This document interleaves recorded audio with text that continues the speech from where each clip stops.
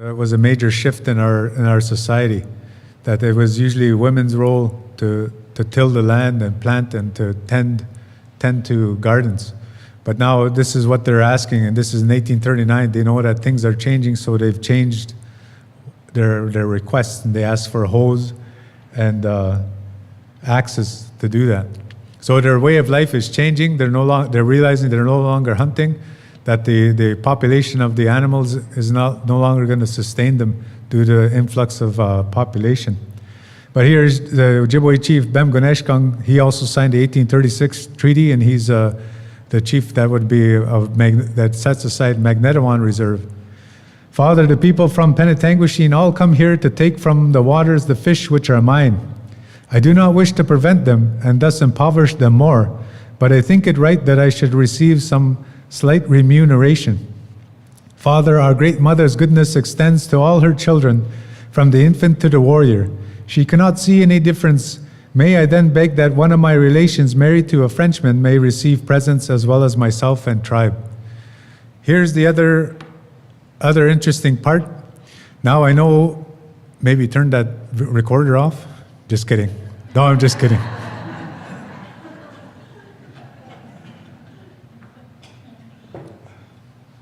That you hear people saying Métis are claiming everything now. And we don't want to offend anybody, but this is one of the things where I think this division was perpetrated and also facilitated and fostered by the government. That you see here, what I'm wanting to show you is that actually our chiefs back then wanted them to still receive the benefits of that. But what you'll see as well is usually it's when it's one of their relatives that their relative married a Jaganash or a Wemtagoji, and they lost the right to those presents. But they want them to all receive it. And so that's one of the things is what we ended up allowing happening is we allowed the government to say who actually is a member. And we allowed the government to say who should receive the presents, meaning the cloth, the guns and ammunition and that. But then later on, we also allowed them to say to determine who would receive annuity.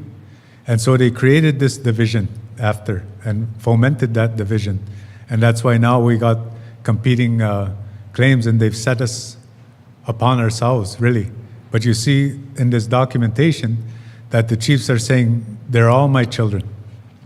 So that's the other thing that this is a good point to make, that earlier I was telling you about that when the chiefs had said that the great king is our father and the great queen is our mother, but each of these chiefs at different points, they will refer to their band members as their children.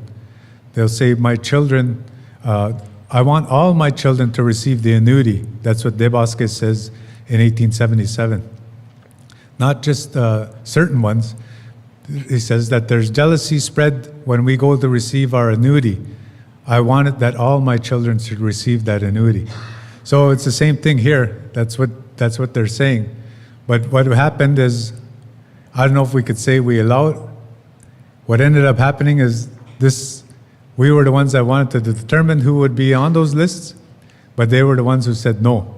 So they were the British government were the ones to say no. And in the language of the time, they said no half-breeds will receive presents. And then they said the same thing, no half-breeds will receive annuities. Only when they actually include them on the list somehow, then that's when some of them got on board. But now, we're now starting to see that people are starting to go after the same pot of money, in a sense, and claim jurisdiction over different areas. But this is what they wanted to do, some of the chiefs. So this is the same conference. And I just want to read this part just because this is one of my other favorite quotes, and it's from Bem Goneshkang as well. Father, I follow in the footsteps of the chiefs who have preceded me. I also thank you for your goodness and mean to adopt your advice. But Father, I must settle on the land of my fathers and farm there with my children. Father, I ask you for the island of Osoxing, to assemble upon it my scattered tribe. Our fires are far apart and burn darksome and low. When we are all together, it will throw out a brilliant light. Father, I ask of you the same tools and assistance which have been claimed by the other chiefs. So again, this idea that our fires are burning darksome and low, and it's because we're scattered far and wide. But if we all come together, it'll throw off a brilliant light. So that's what this Chief Bem Guneshkung had asked at that time.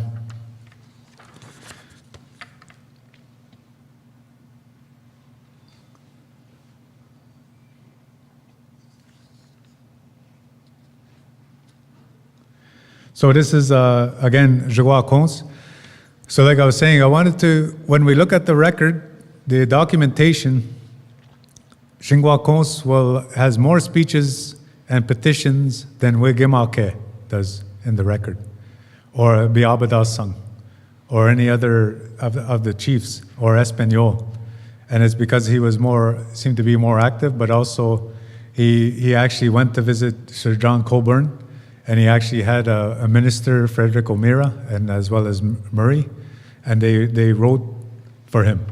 And he fostered relationships so that he would be able to get his thoughts expressed and sent to different areas. Father, your eye will at once discover that the land which we here occupy is not as it should be. The young men who now surround you, although half-breeds belong to me, my blood runs through their veins, and they have one and all given themselves up to me, and now form part of my tribe. It is my determination to serve them to the best of my ability. So again, this is just to show you again what the chiefs were trying to do at that time, was to basically strengthen numbers is what they're going for. And then also what he says here, my blood runs through their veins. And many of you know that actually Jigwa Kons's father was a Jaganash. They don't actually know positively, but some say a man named Barth. So anyway, but he actually was raised with his mother's people. So he never considered himself as a Métis.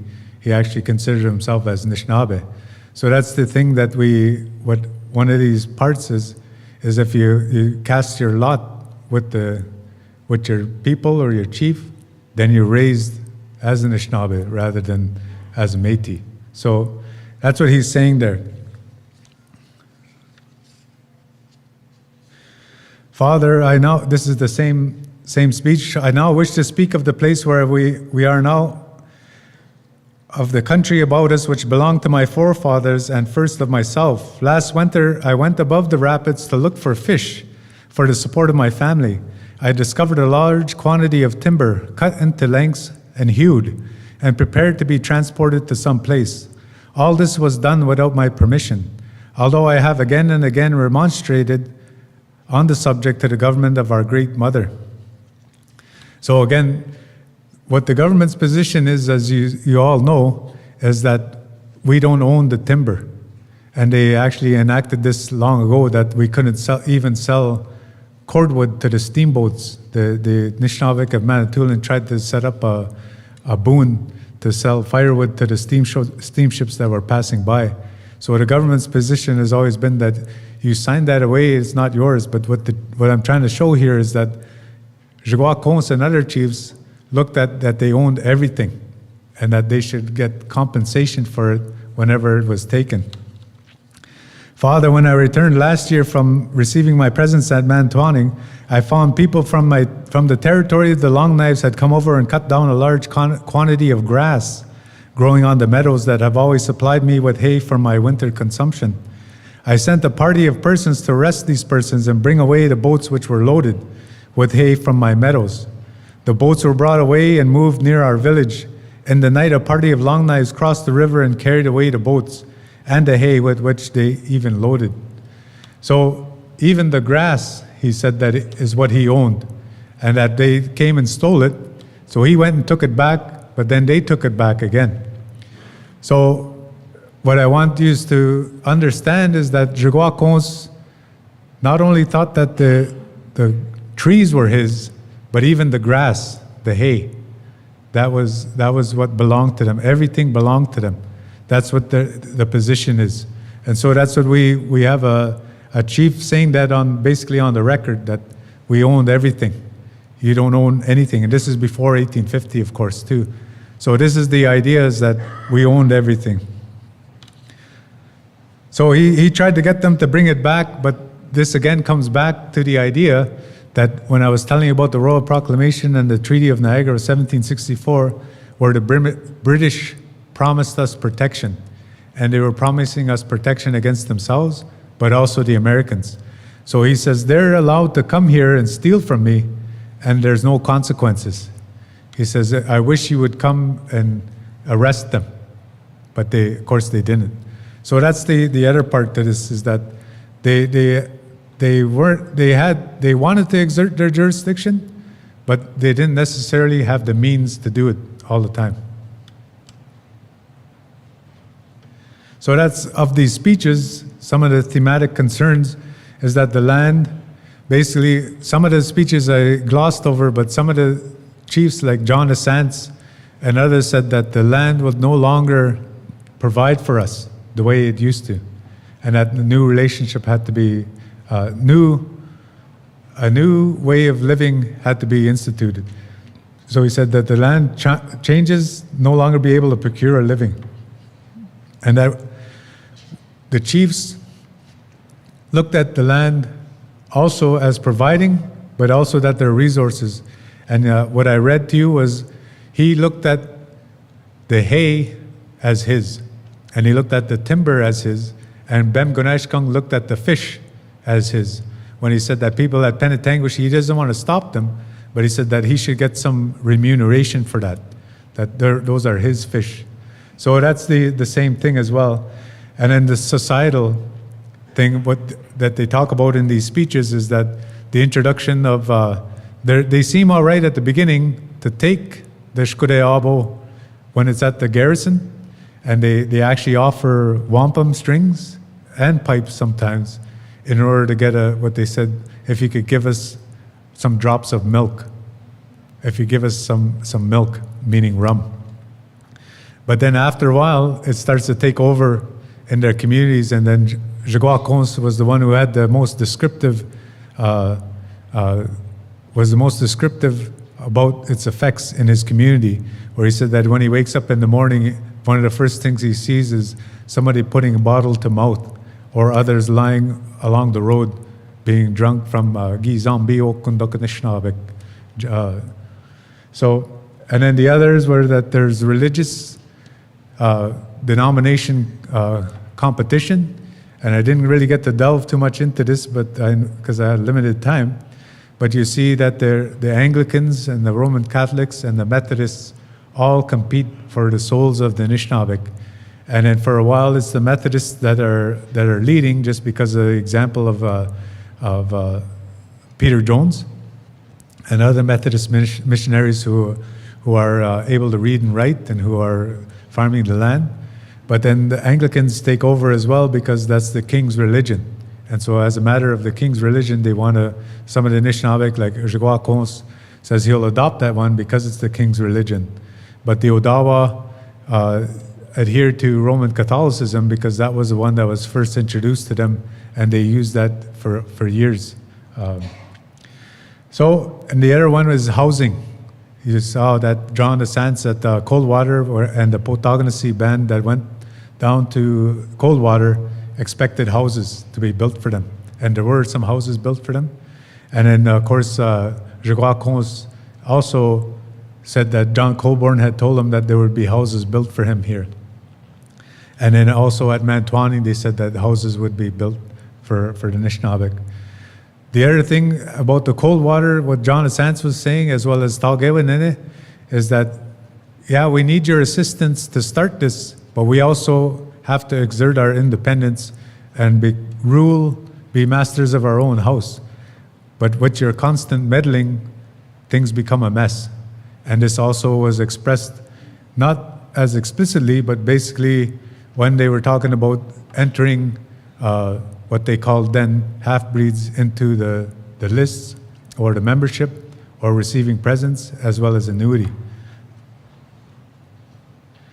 So here's a painting that was done, and it's dated to circa 1845, and this is Mantuaning.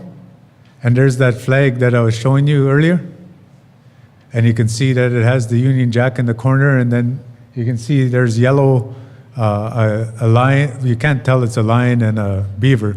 When I first saw this painting, I didn't know what it was, but then after I researched and I saw that that was the description, then we remade that. And then here's all the Anishinaabe gathered up there. And some of them you can see here are already received their white cloth. And then along here, there's guns leaning against the building. And that's the Siganok. And that's the Samuel Peters Jarvis. And that's George Ironside. But we don't know who this chief is, standing there smoking a pipe. Anyway, that's how they used to, how that whole council would be. And you can imagine now, imagine yourselves sitting there with no electricity, no microphone, speaking so that everyone could hear. And then the chief then, that the Siganok was the interpreter, so he could understand English. So when the Samuel Peters Jarvis read out that speech, then it was the Siganok's job to say that in Ojibwe to all the people there. And then when there were Menominee people there or Ho-Chunk people there, then they needed an interpreter to translate it into their language as well. And then when they spoke, then they needed an interpreter to tell the secretary as well as the superintendent in English what was being said. Whereas Thomas Anderson, he could speak Ojibwe. He actually fought with the Anishinaabeg during the War of 1812, and he was a fur trader prior to that. Then he became a long-standing Indian agent from 1815 up to 1850.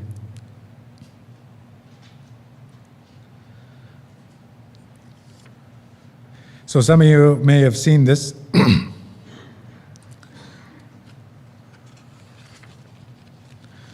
And you will have heard this as well. But prior to this petition, there's a petition in 1845 that they requested funds to be directed to pay for a priest to come. And it was signed by John Assance, Peter Shaganshi, Jean-Baptiste Taugewinene, Peter Ebins, and Makade Maung. So Taugewinene ends up going up to Wanapate, and Ebins are part of what they call Spanish River number 3 for Zgomak. As well, and Shaganshi, Peter Shaganshi was the father of Peter Ebins, and that's a Pike Ginoje clan. And then also Louis Roy, and these Roys end up moving to Chiging and some in Wikwemkong as well.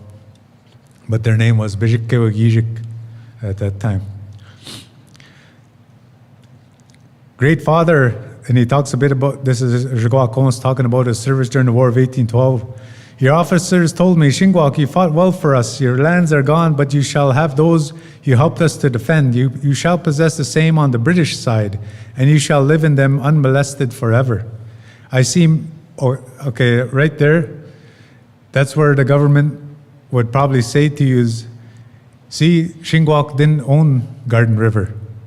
He admits that he owned land on the American side.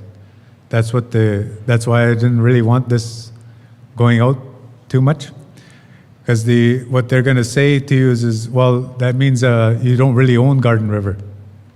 Jigwa Kons actually says in his own petition that he came from the American side, and of course what we believe is different how we look at Anishinaabe king. Eh? Anyway, that just to highlight that to you, that's how they're going to turn this kind of stuff around. Then he said later, I see men with large hammer coming to break open my treasury to make themselves rich, and I want to stay and watch them and get my share. Great Father, the Indians get annuity for land sold if ours are not fit in most places for cultivation. They contain what is perhaps more valuable, and I should desire for the sake of my people to derive benefit from them. Great Father, I want always to live and plant at Garden River, and as my people are poor, to derive a share of what is found on my lands.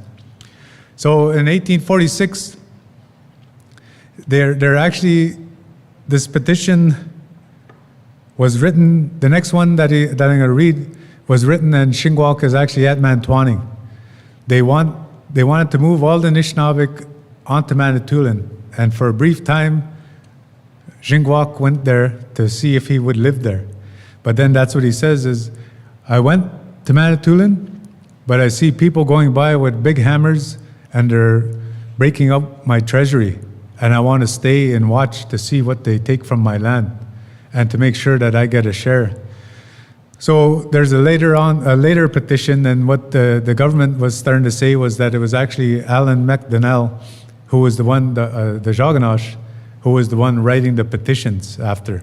But what I'm trying to show here is that actually if you extend that further back, you see that in 1839, Jingwak was actually talking about timber being removed from his land and even hay being removed from his land. So his position is consistent when he says that people are removing minerals now. And he says he wants a share of that.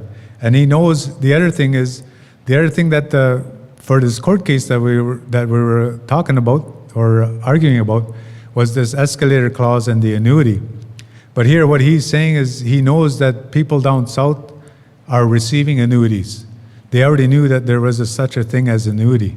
So the government was trying to say that they didn't know there was an annuity and that it shouldn't be increased. But this was what Jagua understood, and that what his position was that he should receive some benefit from that as well. So that's what I wanted to show, is that his position has been consistent. It wasn't just all of a sudden that a Jagana showed up and told him, hey, you're getting ripped off and I got a mining lease as well, and if we work together, we're going to be able to get rich together. It isn't put that crudely, but it's kind of that's kind of the position that the Canadian government experts, or the Canadian government and the Ontario government were putting forward, that Jingwak was basically being fed these ideas by Alan MacDonell, who was a prospector. Anyway, I'm trying to show that it wasn't just MacDonell.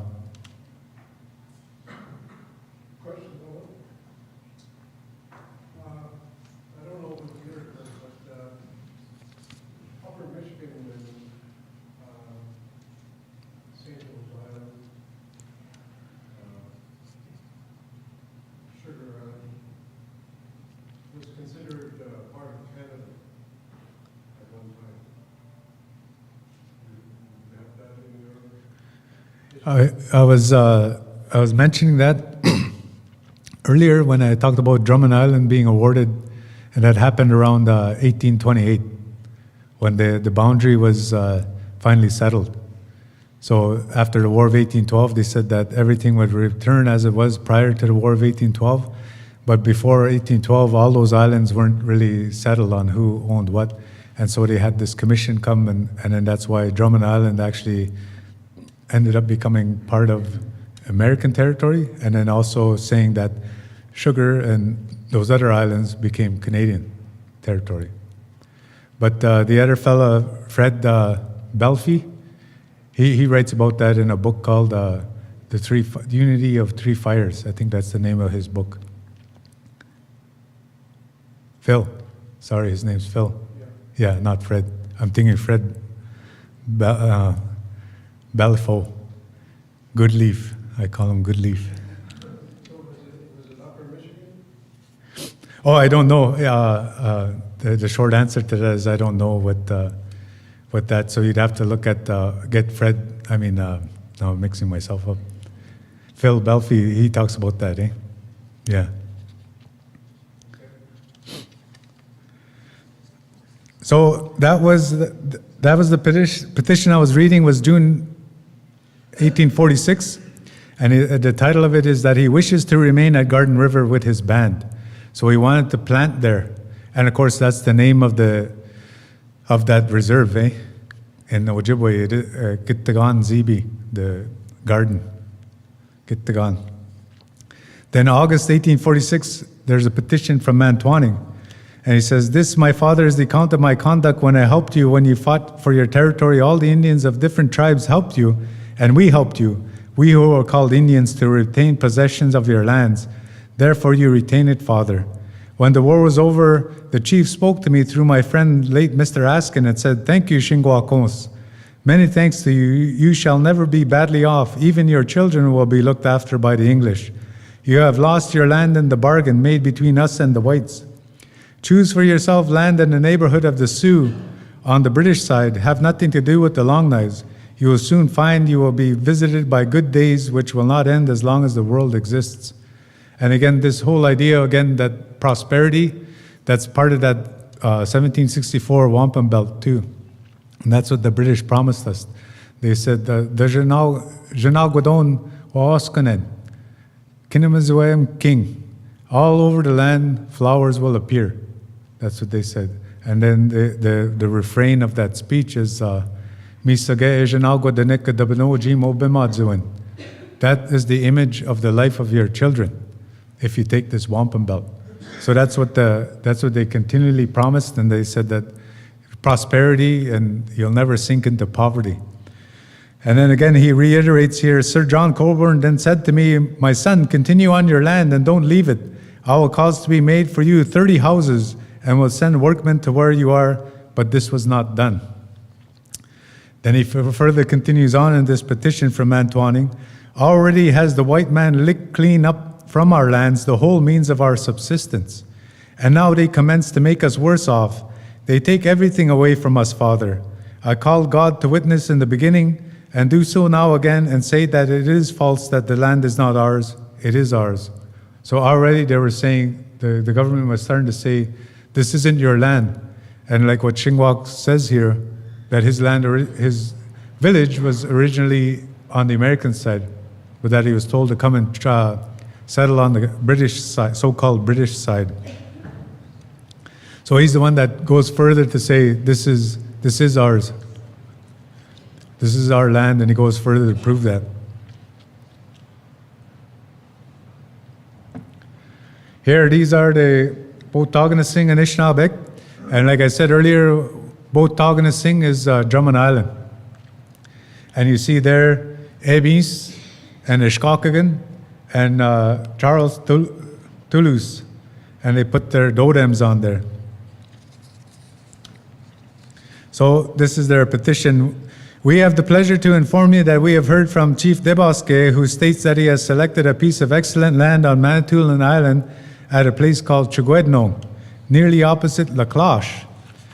When we left Drummond Island, we trusted the government would have taken away the land and instructed our children in the useful arts such as farming, carpenting, and other trades. But we are still poor and ignorant.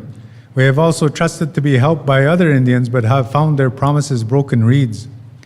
We now write to you this letter to inform you of our intention of emigrating in the spring, and we trust that our great Father, His Excellency, will do with us as he has done with his other children, that is, supply us with a few nails, some glass, and hinges to assist us in building our houses.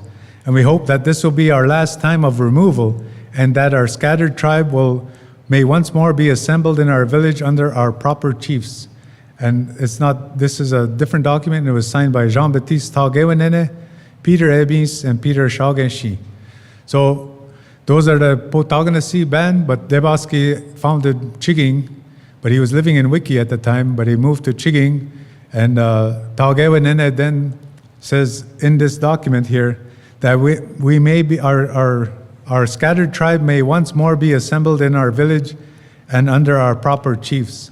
And so Taugewenene is saying his proper chief is Debosque of the Caribou clan, and same with Taugewenene is Dodem is the Adik Dodem. And then Shaugenshi was the Ginoje. So that band actually said that they've been scattered because they were at Potauganasing, but then they moved to Coldwater and Penetang, and then some moved to Wiki, and then he founded Chiging, and that's that part there.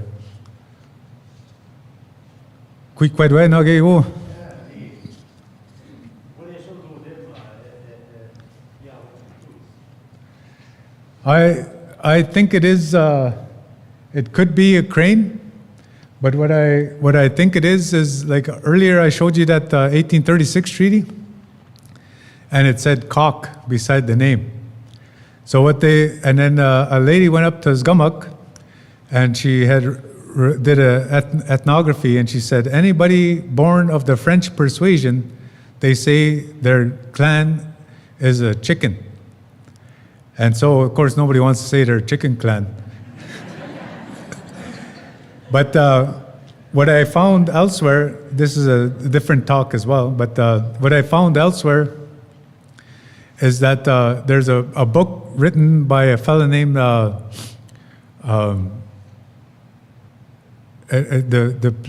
title of the book is Lac Vieux Desert, and it's a reserve in Wisconsin.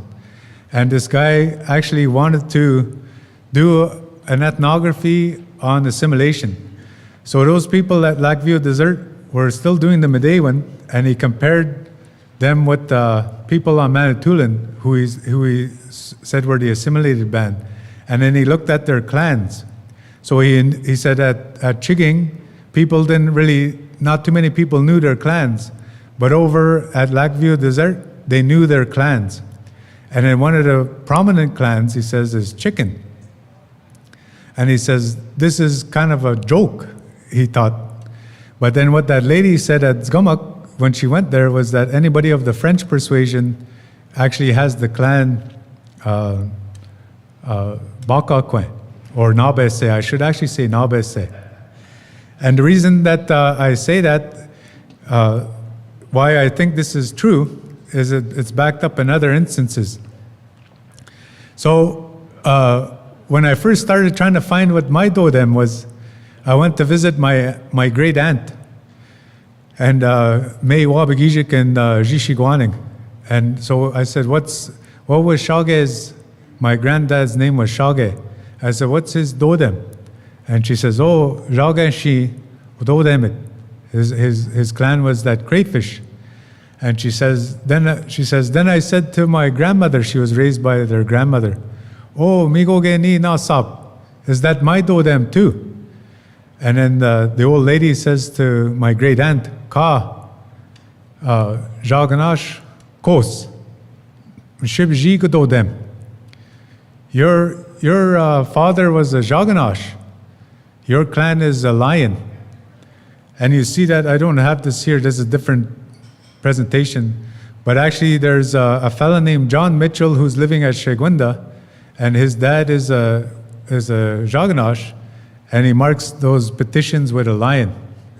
And he puts in there's another fellow at Wikwam I had a petition up there, and his name was Janis, and it said Mishibiji, and he drew a lion.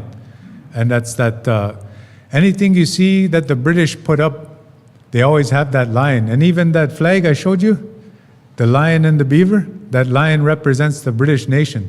And so that's what the Anishinaabeg said, anybody of the Jaganash, their Dodem was that lion. Same thing with, before then, if you actually, any of you watch World Cup of Soccer, and you'll see the French team, the Gauls, they call them the Gauls, it's the rooster. And anything that came up to Michilimackinac that was stamped officially from France had that rooster on there. And so that was their national emblem. So to us now, we think of chicken and we just think of KFC and Popeyes or whatever. But actually, when you look at it through the Roman Catholic history and tradition, you actually see that the French adopted and the Portuguese adopt that as their national symbol. And it is, to us, of course, now you see they do have cockfights, you know, they put two nabesek migato, okay?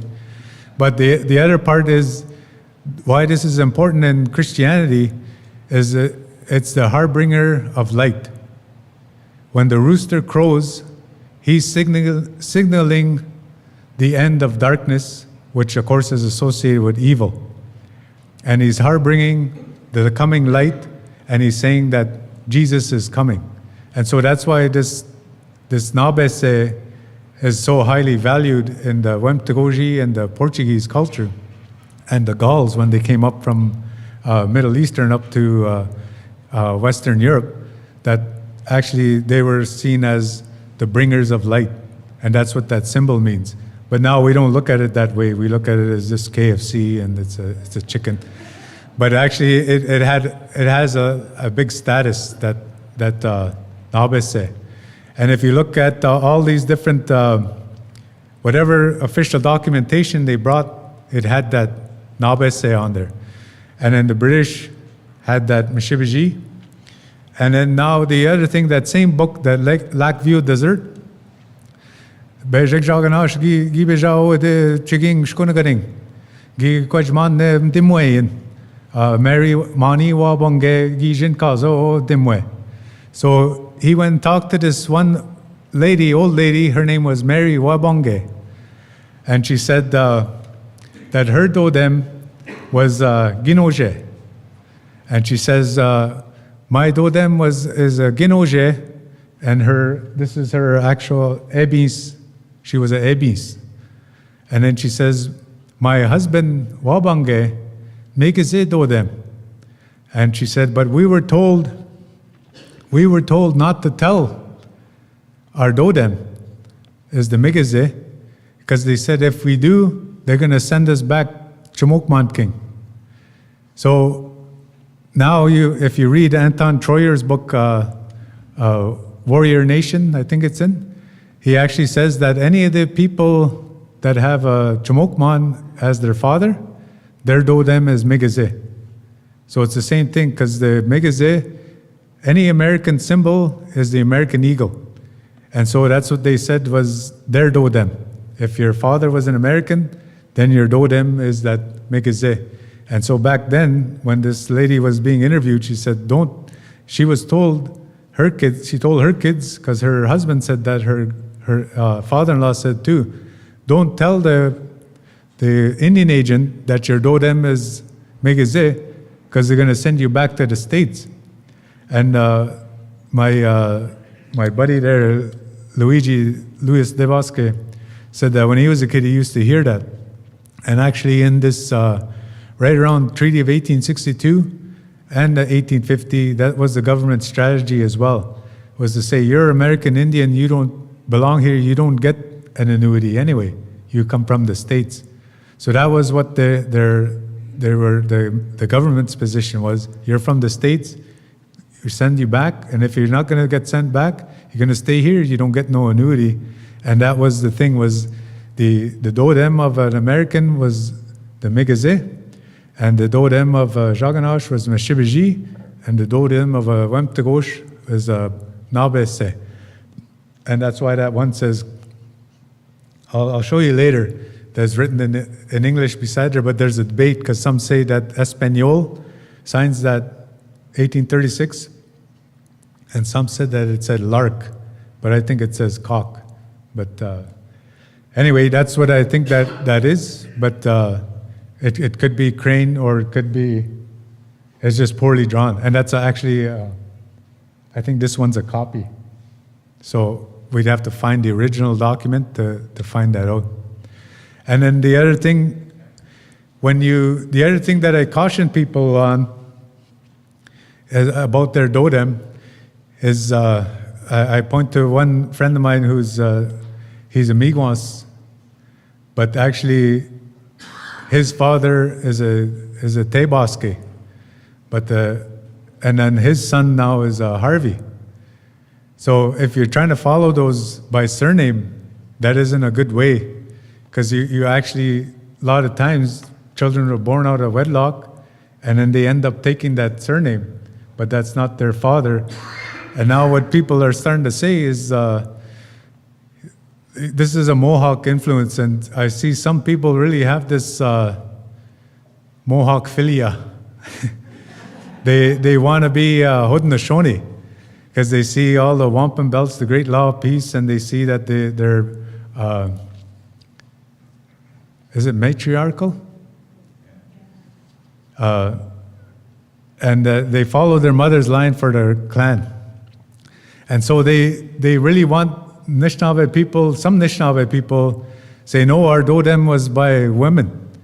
And everything I've researched, that's not true. And the older people that I used to talk to that are gone now, that's not true. But now people have this, like I said, the Haudenosaunee philia. They want the mothers to be the clan. But that's not how it worked for Anishinaabeg. And if anything, as you know, the Haudenosaunee go the other way. They're kind of our counter, our yin to our yang kind of thing. That's how I think of it. We complement each other. So anyway, our clans follow our fathers. But when you you can't just use your surname, because you got to actually find out if your surname goes right back to that person who signed this document if you're going to do a genealogy. So I'm almost done.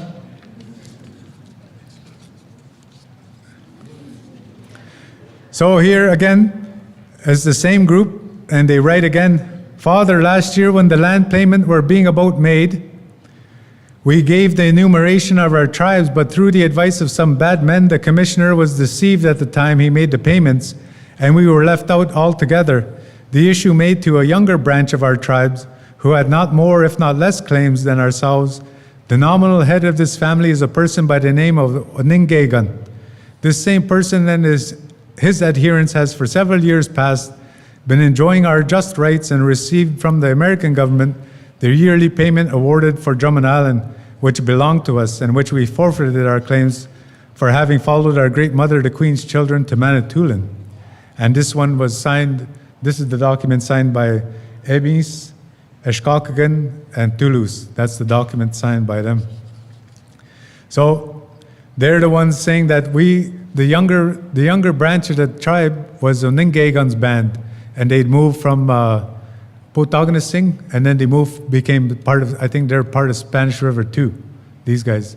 And Oningegan's, if I remember correctly, his, under Nomson, he's listed as one of the chiefs there that signed this document.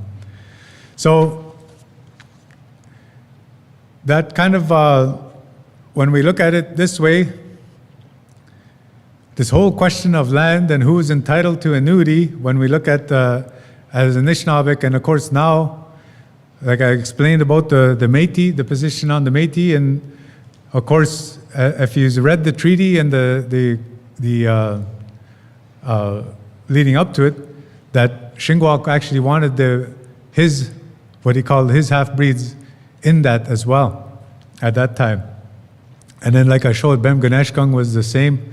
He wanted them in there.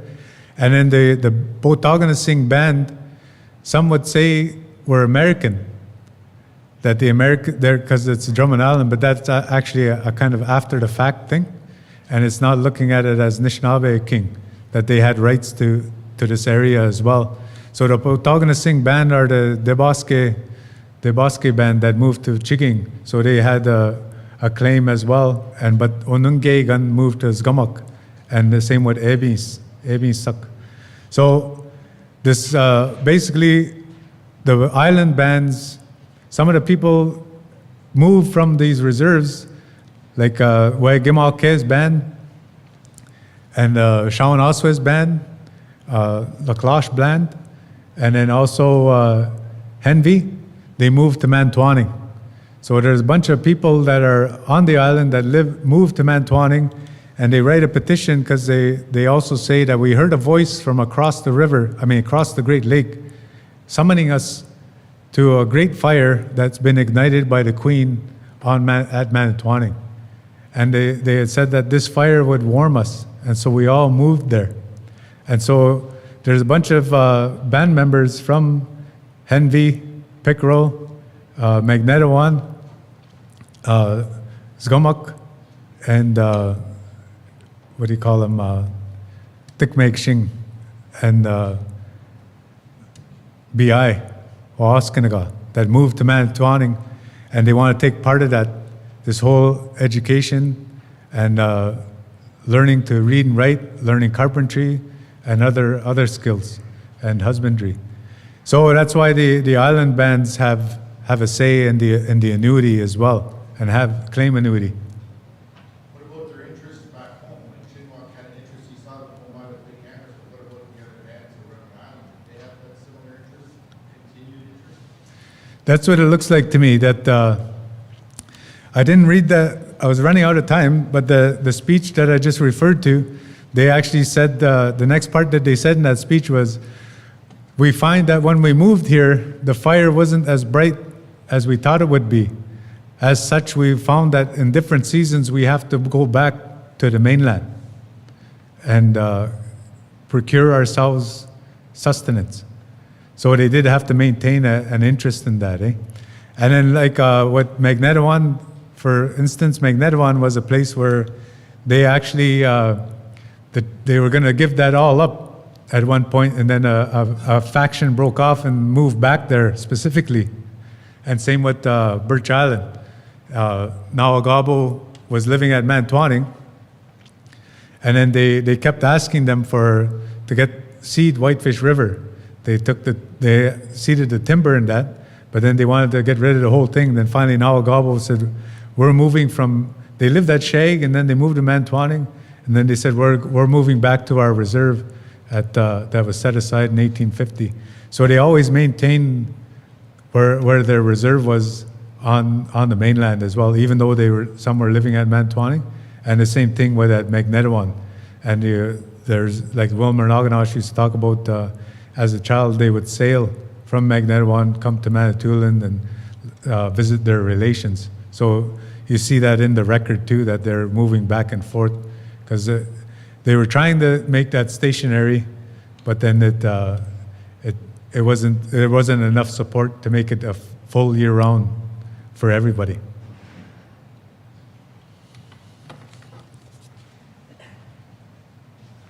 I know we're pressed for time, and it is past lunch, way past lunch, and I know that I would love to listen to the stories and the research and what our ancestors had endured and what they came through. But I know we've got a part of the agenda yet that speaks to what else do we need to do. So as Robinson Huron beneficiaries, I think we want to provide as many opportunities like this to learn from our historians that have taken the time to do the research and want to share with us. So I really want to thank Alan for the time that he was able to spend with us this morning. I'd like to invite him again for another session. We also put a call out to another historian, Jim Morrison, who did work with the annuity case as well, but he wasn't available today. We wouldn't have had enough time anyway. So it seems like for the Planning Committee of Chiefs that something we will think about and schedule with in mind to share as much as we can to you, our community members. So this is a lot of information, and there's so much more that I know Alan can share and other historians can share, where there is an opportunity to have a dialogue. I know we didn't have that today, but look forward to those opportunities where we can ask very specific questions. Again, I just want to thank Alan for the time he shared with us, and I know we have to have a quick lunch and get back to some of the business of the agenda and what else we want to cover this afternoon. So again, Chimiigwech Alan.